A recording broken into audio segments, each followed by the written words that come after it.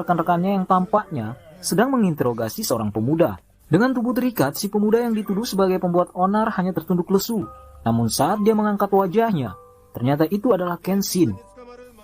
Beberapa di ruangan tidak percaya kalau pemuda imut bertampang dingin tersebut anggota kelompok pemberontak yang ingin menggulingkan kekuasaan Shogun dan kembali menegakkan otoritas kekaisaran. Mereka malah mengejek dan menertawakannya saat dia bilang ingin mendirikan era baru. Sepertinya orang ini memang sengaja tertangkap agar bisa tiba di kediaman Tsushima, salah seorang pendukung Shogun. Ini terbukti dengan tangan yang terikat dan kelihayannya menggunakan katana. Semua samurai yang ada di sana dengan mudah bisa dia lumpuhkan.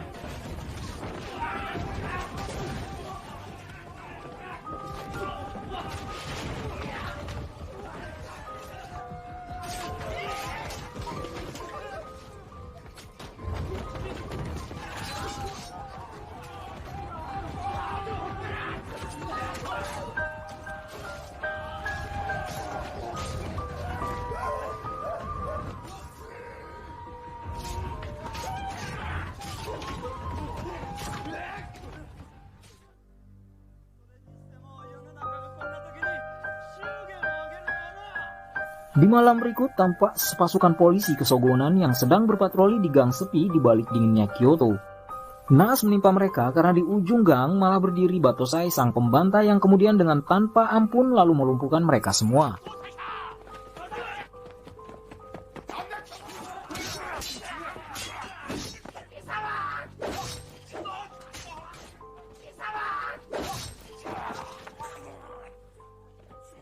Seorang di antaranya berhasil melukai wajah Kenshin.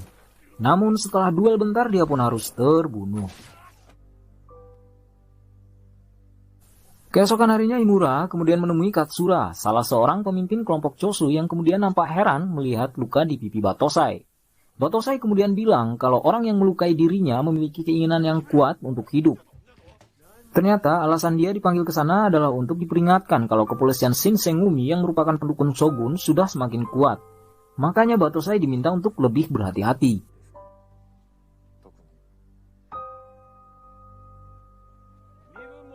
Di salah satu markas kelompok Chosu terlihat sedang ada rekrutmen anggota baru. Terlihat juga Batosai ada dalam antrian pelamar. Karena wajahnya yang imut tanpa ekspresi, salah seorang pelatih kemudian mengejeknya dan mengajaknya beradu pedang untuk mengetes kemampuan si Batosai. Maka jadilah setelah mengeluarkan jurus Miten Mitsurugiryu, tali celana si pelatih langsung putus dalam hitungan detik. Karena kejadian itu akhirnya Himura Batosai yang ternyata lagi nyamar agar bisa ikut join di pasukan pendukung kekaisaran, akhirnya diizinkan gabung dan diterima.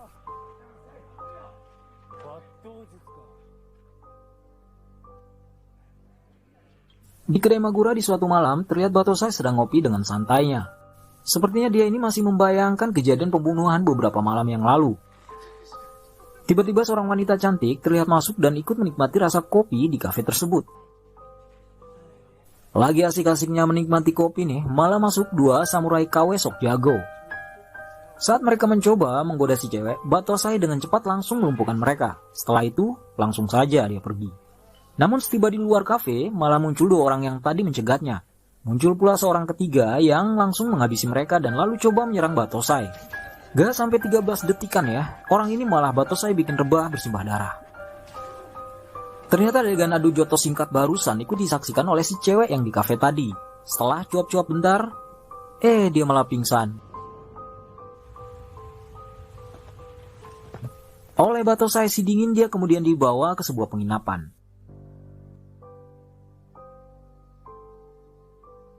Keesokan harinya Batosai menjadi khawatir. Ini dikarenakan si cewek sudah tidak ada di kamarnya. Untungnya dia berhasil menemukannya sedang bekerja bantu-bantu ibu pemilik penginapan. Nama si cewek ternyata adalah Tomoe. Himura lalu bilang ke si cewek, pulanglah ke keluargamu, karena di sini gak aman. Si cewek malah bilang kalau kini dia hidup sebatang kara. Setelah itu si Tomoe bertanya tentang kejadian di luar kafe semalam. Batosai menjawab, dia hanya membunuh para anak buah Shogun. Dia tidak pernah menyentuh warga kota yang gak bersalah.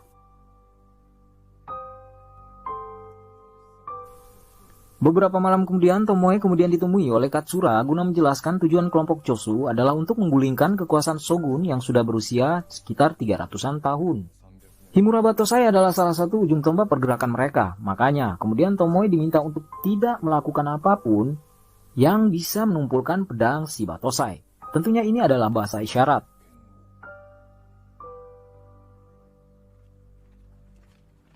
Para polisi Shin Sang-umi terlihat berhasil menangkap salah seorang pengikut kelompok Chosu. Darinya mereka berhasil mengamankan semacam dokumen yang berisi rencana penyerangan ke istana Shogun, tepat di malam tahun baru. Karenanya mereka akhirnya bergerak untuk menghentikan rencana orang-orang Chosu. Mereka kemudian membagi beberapa kelompok yang akan menuju ke penginapan Kawaramachi. Perintahnya adalah menangkap semua orang Chosu, hidup atau mati. Himura yang sedang menikmati malam tahun baru kemudian ditemui oleh salah seorang temannya guna menyampaikan kalau rencana mereka sudah ketahuan. Polisi berhasil menciduk Furutaka. Posisi Katsura yang sedang ada di penginapan Ikedaya dalam bahaya.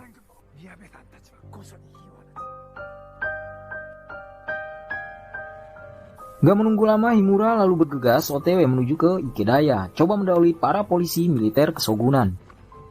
Para polisi yang tiba sempat mendapat perlawanan, namun anggota Chosu gagal. Hampir semuanya berhasil tertangkap.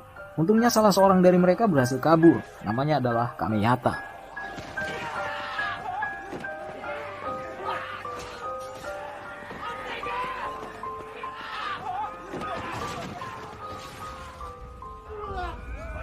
Dalam pelariannya dia dikejar oleh salah seorang komandan kepolisian yang bernama Soji. Namun saat Soji ingin mengeksekusinya, datanglah Himura Batosai yang sedang OTW menuju ke penginapan Ikedaya.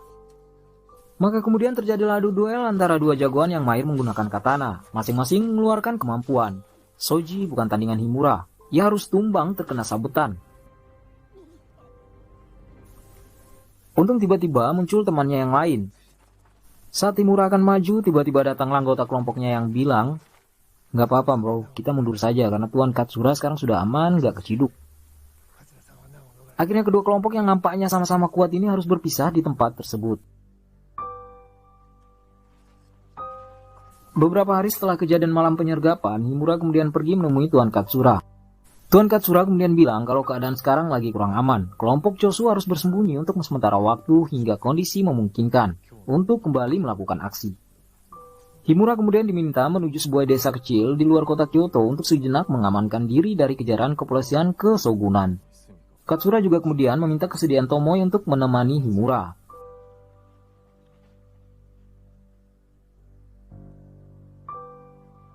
Himura dan Tomoe akhirnya gas menuju tempat baru yang sudah ditentukan, sebuah desa kecil sepi yang cukup nyaman untuk ditinggali. Di tempat baru tersebut mereka kemudian coba menjalani kehidupan sebagai sepasang petani. Tomoe seorang gadis manis lembut selalu setia menemani Himura, pemuda tampan tapi memiliki tatapan yang dingin. Setelah beberapa waktu hidup serumah, meski sebenarnya belum ada ikatan apapun di antara mereka berdua, nampaknya mulai tumbuh kuncup-kuncup cinta kasih di antara mereka. Di suatu ketika saat keduanya sedang bersantap siang, Himura Batosai tiba-tiba bilang kalau sebagai seorang mesin pembunuh yang bertugas melenyapkan setiap yang dianggap bisa menghalangi tujuan mereka, hatinya begitu kosong. Bahkan dia tidak paham dengan yang namanya kebahagiaan. Tapi sejak berada di sana bersama Tomoe, dia akhirnya paham dan mulai bisa merasakan bahagia. Kata-katanya membuat Tomoe tersenyum tipis penuh arti. Asik, haha. Sudah beberapa bulan sejak kedatangan mereka ke desa tersebut, sepasang ini kemudian kedatangan seorang anggota kelompok Chosu. Ternyata kedatangannya untuk mengabarkan kalau keadaan sudah semakin memburuk, sekaligus mengantarkan perbekalan untuk Himura Batosai. Namun setelah dari sana dia malah menuju ke kelompok pendekar bayangan, salah satu kelompok pendukung Shogun. Ternyata si Izuka ini adalah salah satu mata-mata kesogunan. Pertemuan mereka sempat kepergok oleh Katagai, salah satu tangan kanan Tuan Katsura. Namun naas menimpanya, dia tertangkap dan kemudian malah dibunuh. Menyadari Katsura akan mencari si Katagai, pemimpin kelompok bayangan lalu memerintahkan untuk segera melancarkan aksi melenyapkan Himura Batosai. Untuk itu pertama kali yang akan bergerak adalah seorang pemuda bernama Enishi. Enishi kemudian menuju rumah yang ditinggali oleh Batosai bersama Tomoe. Kedatangannya disambut oleh Tomoe yang ternyata adalah kakak perempuan satu-satunya. Setelah melepas kangen bentar dan bertukar kabar, Enishi akhirnya pamit. Di luar dia sempat bertemu Himura yang kemudian heran karena Tomoe sempat bilang kalau dia ini hidup sebatang kara. Karena merasa Himura bersikap beda, malamnya Tomoe memutuskan untuk menceritakan terkait keluarganya. Katanya, dulu mereka tinggal di Edo. Ayahnya adalah seorang samurai. Di sana mereka tinggal bertiga karena ibunya meninggal sesaat setelah melahirkan Enishi. Dia sendiri sempat bertunangan dan akan menikah dengan teman masa kecilnya, yang juga adalah seorang samurai. Lalu kekasihnya memutuskan untuk bergabung bersama Mima Waragumi, semacam polisi di masa itu agar bisa mendapat pangkat yang lebih tinggi demi Tomoe. Namun di suatu malam saat terjadi kekacauan di Kyoto, sang kekasih kemudian ikut menjadi korban. Karenanya Momoe menjadi sangat menyesal. Dia bilang harusnya sang kekasih tidak diizinkan pergi, mengejar pangkat yang lebih tinggi. Harusnya dia bilang kalau dia nggak peduli sama pangkat yang tinggi atau rendah, intinya mereka bisa hidup bahagia bersama. Mendengar itu, Himura yang notabene adalah samurai berhati dingin kemudian coba menenangkannya. Mereka akhirnya memutuskan untuk menjalani hubungan yang lebih serius, agar bisa pelan-pelan melupakan kesedihan di masa lalu. Beberapa hari kemudian, Himura kembali ditemui oleh Izuka, si mata-mata yang telah menuduh Tomoe sebagai mata-mata. Dia lalu menyuruh Himura untuk memeriksa buku harian Tomoe. Sedang Tomoe si cantik terlihat datang ke markas kelompok bayangan untuk menanyakan kenapa mereka melibatkan Enishi adiknya dalam urusan ini. Ternyata Tomoe juga merupakan salah satu mata-mata yang ditugaskan untuk menyelidiki titik kelemahan Himura. Menjadi mata-mata dia lakukan karena rasa sakit hatinya kepada Himura yang telah membunuh tunangannya. Pada Momoe si ketua juga bilang sekarang mereka sudah berhasil menemukan kelemahan Batosai. Sedingin apapun Himura, dia juga adalah manusia yang punya perasaan. Mengetahui Tomoe adalah mata-mata... Pokimotor siapa tuh anjing? 2 hours later. Mengetahui Tomoe adalah mata-mata, maka tentu saja hatinya akan hancur. Dia tidak akan bisa bertarung secara maksimal. Tomoe akhirnya menjadi sangat menyesal karena merasa hanya dimanfaatkan.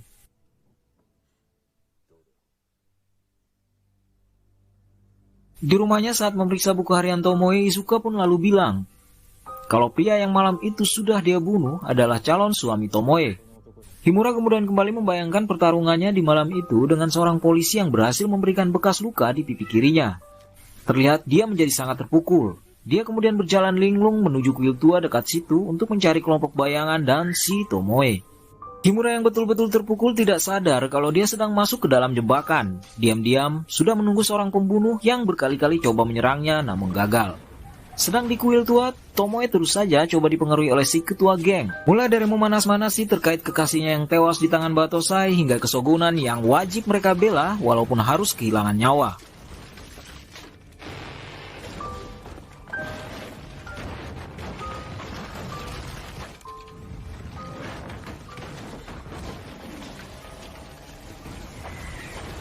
Selamat dari penyergap pertama, Batosai langsung disambut oleh orang kedua dan ketiga yang tanpa babi bu langsung saja menyerangnya.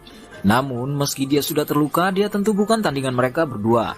Mereka pun harus bernasib sama, tumbang di tangan si Batosai. Salah seorang dari mereka berhasil meledakkan semacam bom yang membuat penglihatan Batosai menjadi terganggu. Dengan bersusah payah, dia kemudian coba meninggalkan tempat tersebut.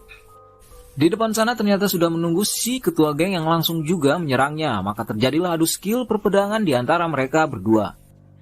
Si ketua terus saja membacot, coba melemahkan mental Batosai di sela-sela serangannya. Dia mengira dengan terganggunya pandangan Batosai akan begitu saja bisa dia kalahkan. Namun tebakannya meleset. Batosai bukan samurai kaleng-kaleng yang bisa dengan mudah menyerah pada keadaan. Di serangan kesekian Batosai malah mampu membalikkan keadaan. Si ketua berhasil Batosai lukai. Tapi sayang 1000 kali sayang. Tomoe tiba-tiba datang coba menahan si ketua. Batosai yang tidak bisa melihat langsung saja menyabetkan katananya yang mengenai si ketua sekaligus Tomoe. Tomoe gadis manis yang belakangan berhasil membuat hati bukunya mencair, akhirnya meninggal saat itu juga. Meninggal di pelukannya dekat dengan hatinya yang penuh dengan penyesalan yang begitu teramat.